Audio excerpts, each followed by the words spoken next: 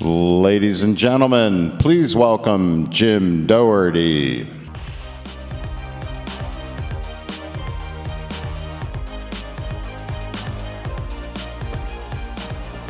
You know, out of context, that could have some troubling implications, the picture. Good morning, everybody. I guess we know now who didn't use their drink tickets last night, right? Couple housekeeping notes before we get started.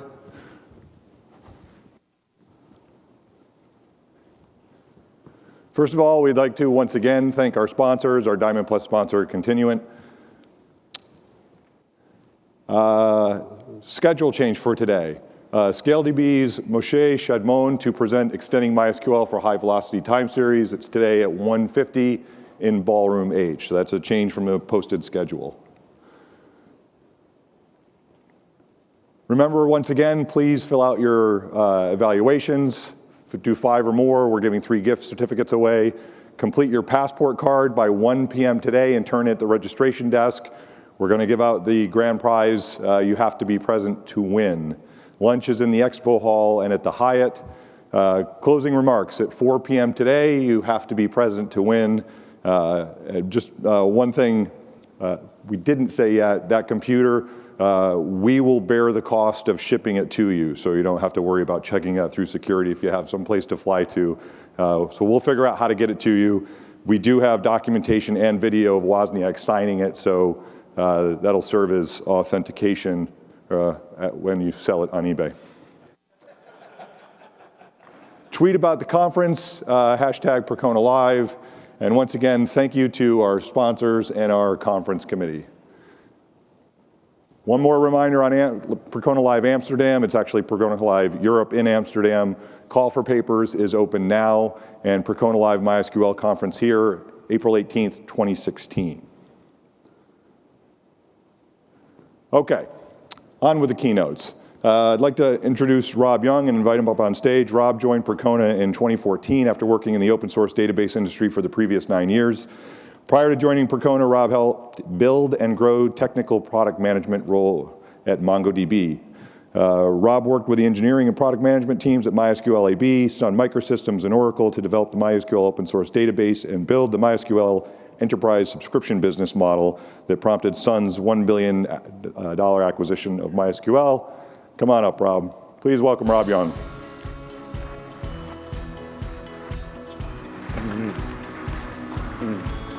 Thank you, sir. Well, thank you, Jim, for that introduction. It sounds a lot more glamorous than it really is. So those of you that know me know the truth, but thanks for the glowing accolades there. Speaking of accolades, how about that party last night? Did you guys have a great time? You know, I'm looking around this room and I'm looking at people that were climbing up walls, riding 800 pounds equipment into each other, driving little cars, drinking a lot of alcohol while doing all those things. And I'm just thinking, why in the world would people that rely on their brains risk injury to those things, doing any of those things, especially the bow and arrow thing? You'll shoot your eye out. Anyway, if you see Courtney Runyon, please pat her on the back, give her a fist bump, and say thank you, because without her, none of that would have been possible. And Courtney's easy to spot. She's wearing a baseball jersey. It says Runyon on the back. And she was the brainchild behind all that.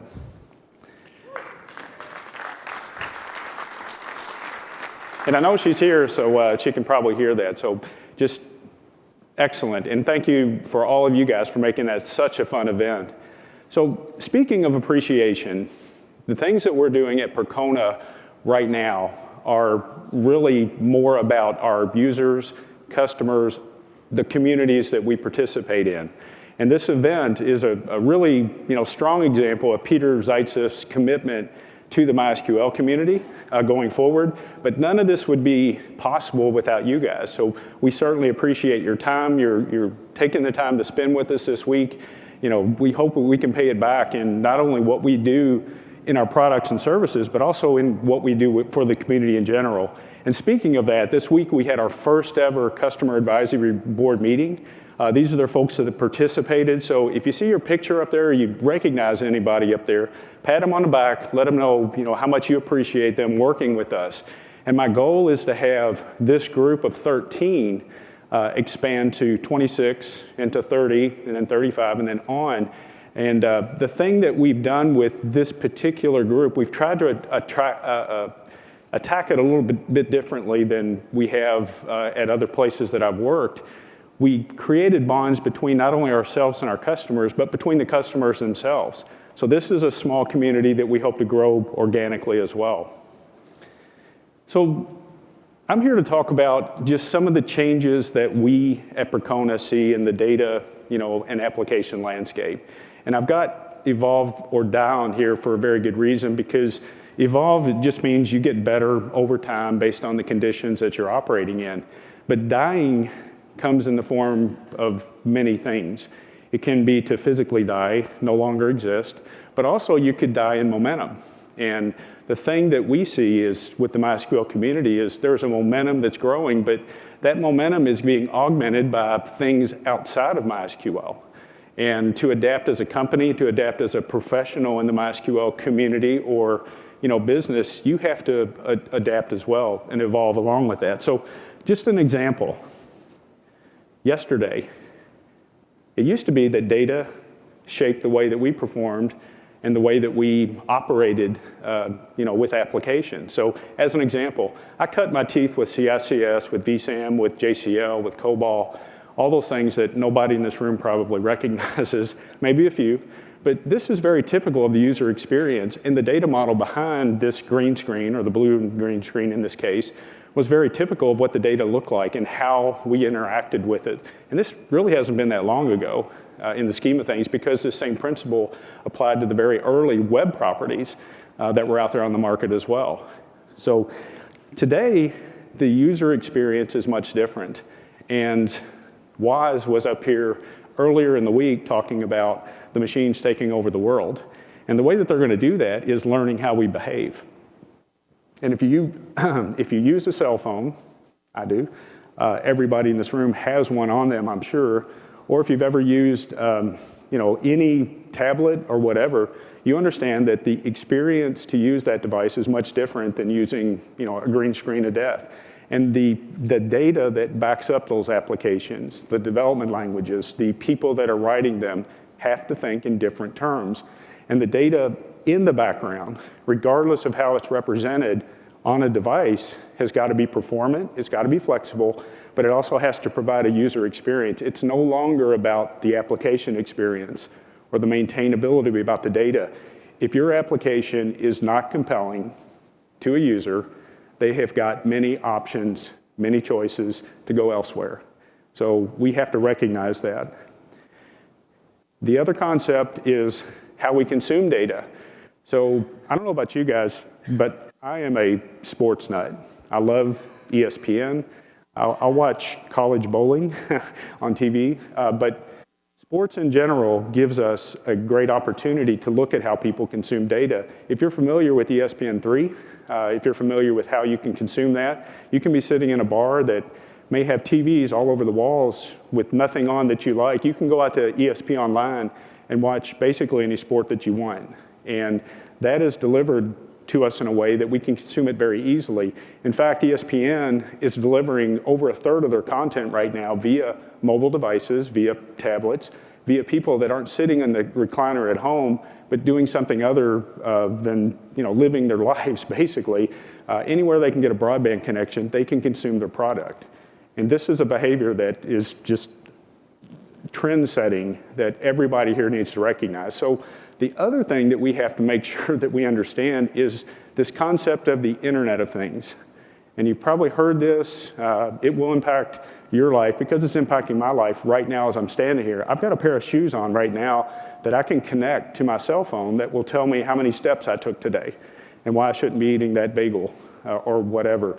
But the point is that even the refrigerator in my home is smart enough to know to send data to a central location that when I'm located at a shopping center or a mall or whatever, it can tell me down to the point of you need milk in your refrigerator. And it's because of this thing called the Internet of Things. And everything that we consume and every product that is delivered to us has some way of reporting the state of itself back to a central authority so that somebody can take action against that. And the data model for that particular model, for this Internet of Things, has got everybody confused and how they should respond to that. There's no standards around that. And big companies like Oracle have complete project teams devoted to solving this problem. And I think the forefront of this is a great opportunity for people here because we've already solved a problem around innovation, around open source, around working in an industry that was not defined by well-defined standards, and building MySQL into a product that has those things today.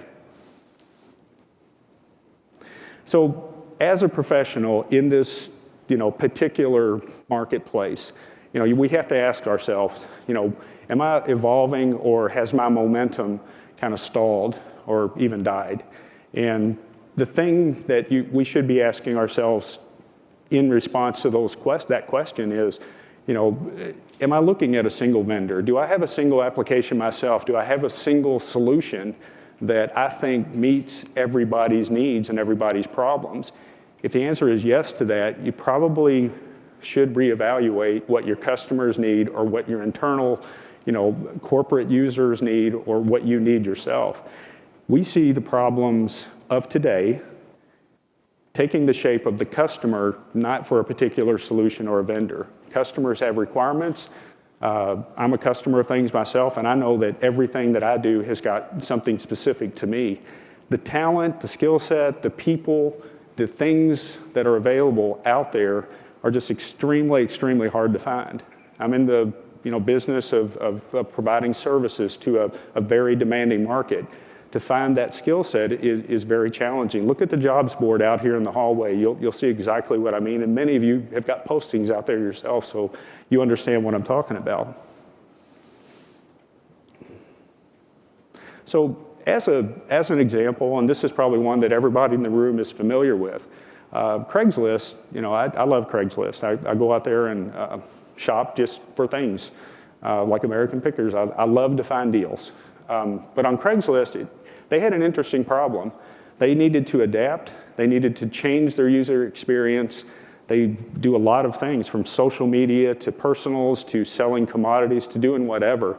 But they had a problem built on MySQL. And those of you that have been with MySQL for quite some time, you know that online operations are fleeting and they take a long time.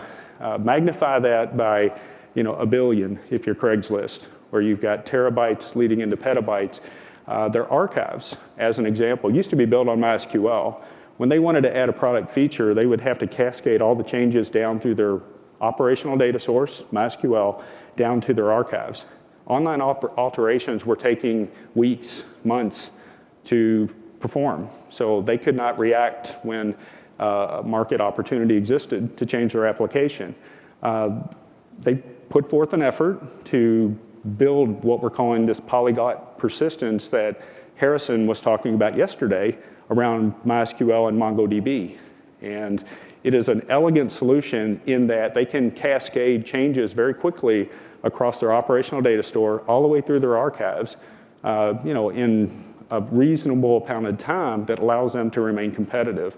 And if you take this example and build it into a corporate application, how can something simple like this, create a problem, not only for a corporate environment, but for a staffing, for an operational team, for anybody that needs to maintain this type of thing.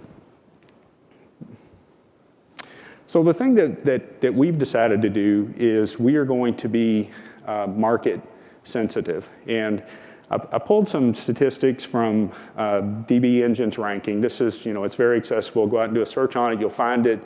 And you can compare basically the trends of any database platform that you would like. I just chose MySQL and MongoDB because MySQL is #1 database right there with Oracle.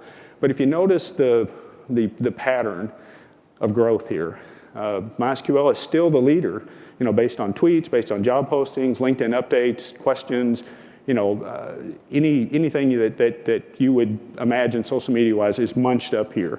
And MySQL is at the very top, but it has kind of flattened out over the years. MongoDB, other NoSQL technologies, Cassandra, Redis, other things like that, are growing up and to the right. And I focused on MongoDB for a couple of reasons, but it is up and to the right more. And if you look at the MySQL of today, MongoDB would fit that footprint. Not from a technology standpoint, but from the developers love me standpoint. And if you haven't seen it in your shop or people haven't asked you about it, it's probably coming soon. And it'll come in the form of a developer or somebody who has downloaded it, got up and going with replica sets, got up and going with sharding, sees the genius in it all, and then turns it over to you for operational support. And that's kind of the trajectory. But MongoDB is the MySQL of sort. And the thing that we're seeing here is not that MongoDB is looking as a replacement or seen as a replacement to MySQL. It's seen as a complement. And just to run that home, there's a couple of things here. This quote by Steve Jobs, I see MongoDB innovating much as MySQL did. I see users, developers, system administrators innovating in that community, much as you see people in the MySQL community. So taking a mousetrap and building a better mousetrap. So there's a tremendous opportunity here. There's a thriving MySQL community. MongoDB hasn't quite gotten there yet, but I believe it's going to happen. But I think it's going to happen because of folks that are here. And I think we can help with that. So what we've decided is we are going to attack and we are going to work with MongoDB much like Peter and Vadim looked at MySQL several years ago. And it's not because we're abandoning the MySQL market, quite the contrary. Our investment there is strong, healthy. This conference will continue. The things that we've seen different this year will only get better. Moving the European experience to Amsterdam, that's a great example. But the thing we want to do is provide a solution that allows a community around MongoDB to grow and thrive, much like MySQL. And if you look at the footprint for Percona, we're obviously in the business. My kids love the taste of food. So we are in the business of taking that concept and monetizing that. But the opportunity here is for us to take the MySQL community footprint, apply it to Mongo where it really doesn't exist like it does here, and make a better option, a better choice for people that would love to have a combined solution. So what is this thing called Toku MX and why should you care?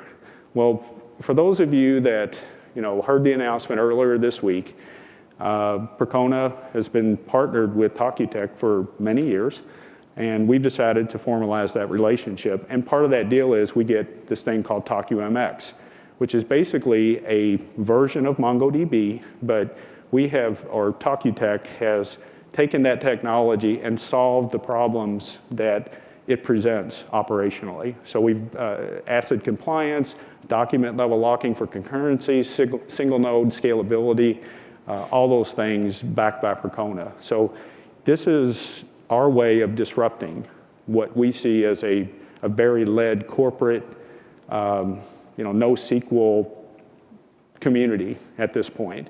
We want to inject, our footprint, our MySQL knowledge of this community into a market that we feel is very ready for that to happen. But what about TokuDB? This is the MySQL technology, and what this does, this brings more innovation, more choice to the MySQL ecosystem. And you say, well, how can it be? Because TokuDB has been around for several years. We see this as a great and tremendous opportunity for people to have an option that doesn't exist for InnoDB. Better read performance, better write performance, online schema changes, flexibility that modern applications need. If you want to build those on MySQL now, you've got an opportunity to do that with the Percona TokuDB combination. And the cool thing about this is the modern compression algorithm that is built into TokuDB in the fractal tree indexing allows you to do that at a much smaller storage cost.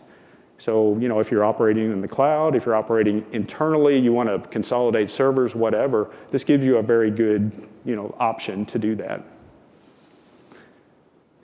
So, I talked a little bit earlier about our investment in MySQL.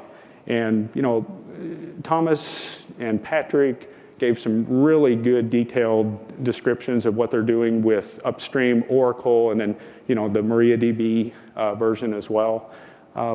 We're taking a little bit of a different approach because one, we recognize that there's goodness in both of those efforts, but the things that we want to focus on, we will port to 5.7.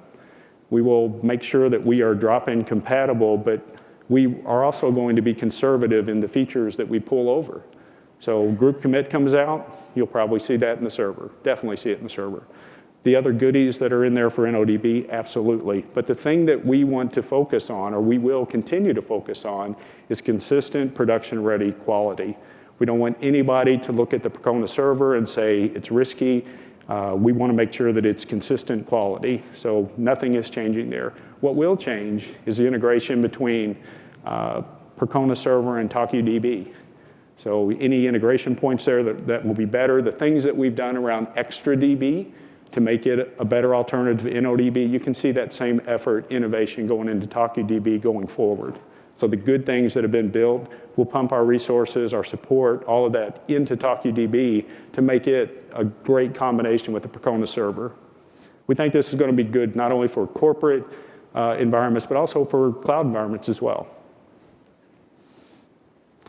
For Percona ExtraDB cluster, the things that we're going to build on here going forward, it'll be built on 5.7, obviously, but we're going to focus on making sure that it is ready and the de facto choice for cloud-based implementations. As an example, if you go out and look at the OpenStack survey that was taken at the last user event, the last summit, PXE by default is the HA solution of choice.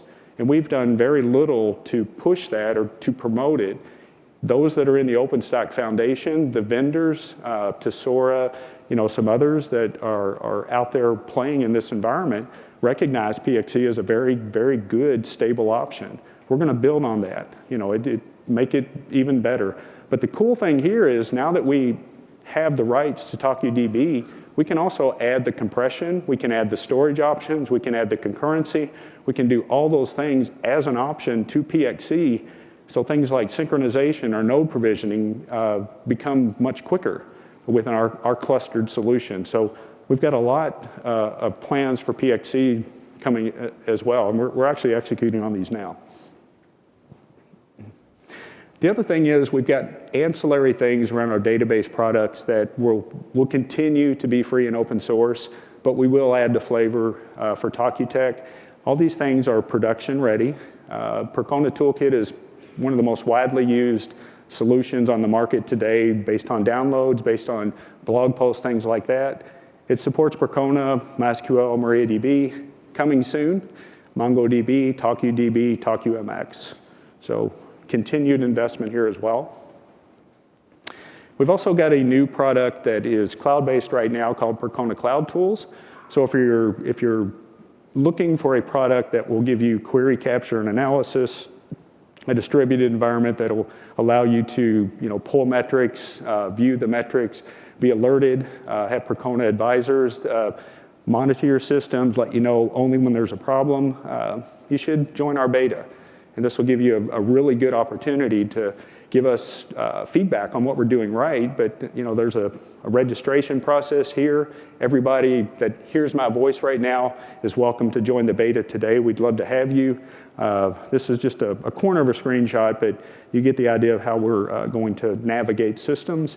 And the cool thing about this is we've decided to be innovative with our services. So Percona Cloud Tools, not only is it a SaaS monitoring system that you can use yourself, we'll be using it ourselves on your behalf. So if you're a support customer, a consulting customer, remote DBA, or managed services customer, we've got a platform built on Percona Cloud Tools that will allow us to interactively work with you on problems, interactively allow you to extract data. Because now the dialogue goes something like, you call support, you log an issue, regardless of if you're working with Percona or somebody else, and you go through a dialogue that gets us the information that we need, or whoever you're working with, Oracle, whatever, and it takes time.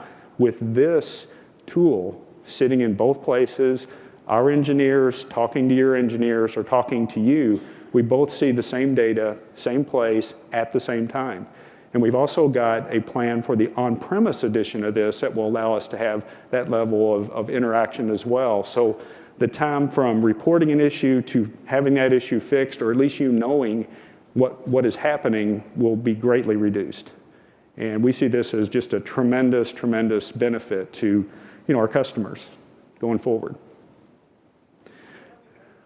So I'm not taking questions right now, but if you see me after the session, I will. So as far as the landscape of what we provide, the point that I want to make sure that everyone understands is that with this announcement with TokuTek, Percona does not become a MongoDB company. We are a data management company. We are in the business of solving problems, MySQL, MongoDB, if you have Cassandra, whatever, we will work with you on those things. Our investment is becoming and being a data management company that solves hard problems. As part of that, we will continue our thought leadership. The Percona MySQL blog is definitely one of the most highly trafficked parts of our website. Over 200,000 visits a month. We're the #1 contributor to Planet MySQL. Many of our experts have written books that are available on MySQL and other technologies. So I encourage you to lean on these resources as much as you can. And then finally, Percona, like any other company, we're growing like crazy. And one of the challenges that we have are hiring the right people in the right place at the right time. And we are hiring right now. The Toku MX dynamic offers opportunities for those of you that know people or are interested yourself if you want to learn new technologies. The cool thing about Percona is we have the MySQL spirit, freedom to work from anywhere. We don't care. I live in Louisville, Kentucky. We've got people that live all over the world. We'd love to have a conversation with anybody who's interested. If you want to email us, propellerhead@percona.com. Matt Yankovic is my good friend. He leads our services team. He's not hard to miss. Orange shirt, propeller on top of his head. If you'd like to have a conversation, he'd love to talk to you. And then finally, if you'd like to see what Percona can do for you, we have a website, of course, everybody does. You can follow us on Twitter. If you've got any questions at all, rob.young@percona.com. I'd love to talk to you about anything, including questions. It's one of those things that, we're very open. We want to, make ourselves available. And with that, enjoy the rest of the show. Thank you.